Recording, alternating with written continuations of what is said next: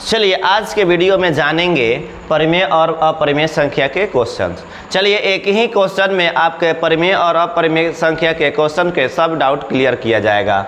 चलिए क्वेश्चन है आपका, निम्नलिखित में कौन अपरिमेय संख्या नहीं है। ध्यान दीजिएगा, यहाँ बोला है निम्नलिखित में कौन सा अपरिमेय संख्या नहीं है, इसका मतलब है कि यह परिमेय संख्या है। चलिए परिमेय संख्या पहचानने का नियम क्या होता है। परिमेय संख्या पहचानने का नियम क्या होता है, जिसको P/Q में लिखा जा सकता है। P/Q में लिखा जा सकता है, जहां Q नॉट इक्वल टू क्या होता है, 0 होता है।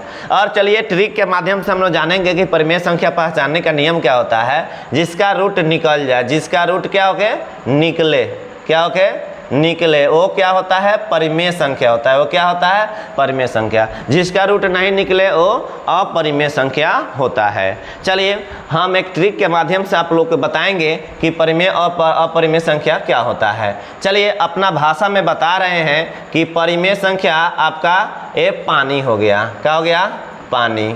परिमेय संख्या क्या हो गया, पानी।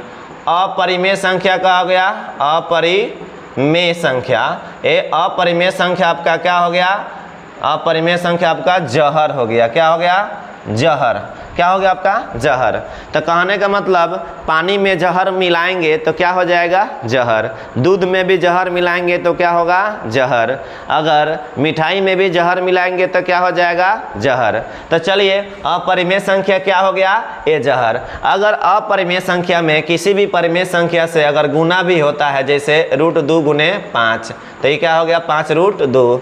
तो ये अगर जहर में पानी मिलाएंगे तो क्या होगा, पानी भी जहर हो जाएगा, यानी अपरिमेय संख्या हो जाएगा। अगर परिमेय संख्या में अपरिमेय संख्या से भाग होता है, वो भी अपरिमेय संख्या हो जाएगा। अगर परिमेय संख्या से अपरिमेय संख्या में गुना होता है, वो भी अपरिमेय संख्या हो जाएगा। अगर परिमेय संख्या में अपरिमेय संख्या से जोड़ होता है, वो भी अपरिमेय संख्या हो जाएगा। ऐसा क्वेश्चन आए तो कोई डाउट नहीं होना चाहिए।